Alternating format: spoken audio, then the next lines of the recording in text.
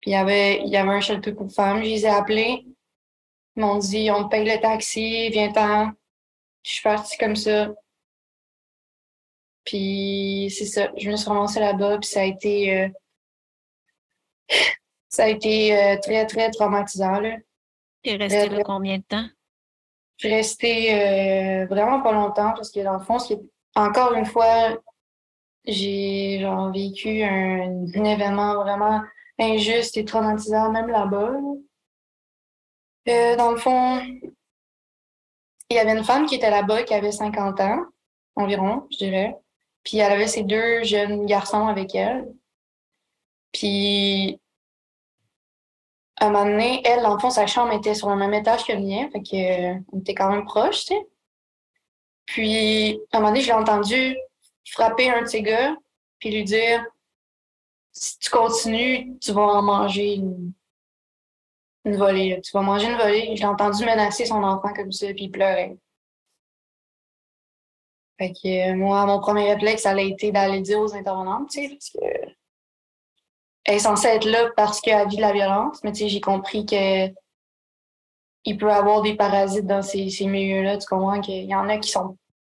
Puis j'en ai croisé d'autres après parce que j'étais allée dans d'autres shelters pour femmes et il y a des femmes qui sont là, que ce sont eux les agresseurs puis qui profitent du système, là. Hmm.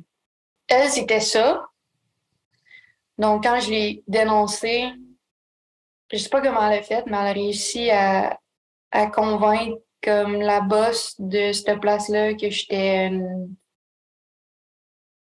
tout croche, puis c'était tellement genre traumatisant à ce moment-là. Ils m'ont dit, là, faut que tu t'en ailles.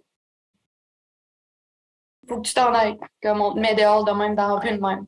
Fait qu'elle a réussi à les convaincre que c'était toi le problème, quand dans le fond, c'était elle qui avait fait des actes de violence contre ses enfants. Exactement. Puis moi, je suis là, genre, j'ai rien, j'ai personne. Je m'en vais dans cette place-là parce que j'ai nulle part d'autre où aller. Puis ils m'ont, désolé, mais crissé dans la rue comme ça. Ils m'ont donné un sac de poubelle noire, puis ils m'ont dit, va-t'en.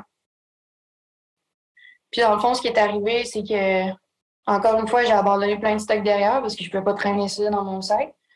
Genre comme une vieille poubelle, ils m'ont garoché de même dans la rue, là. Puis il y avait une intervenante qui travaillait là, qui était gentille, thanks God. Puis elle est venue me voir, puis elle m'a dit, moi, je te laisse pas tomber comme ça, c'est pas vrai, là. Puis elle m'a dit, garde, je vais t'aider comme à trouver une autre place sécuritaire cette fois. Elle m'a embarqué dans son char, puis elle m'a emmené jusqu'au Tigre géant. Puis dans le char, elle m'a dit, Sabrina, t'es pas la première femme jeune ou whatever, tu sais, qui subit ça de cette boss-là, la boss du shelter.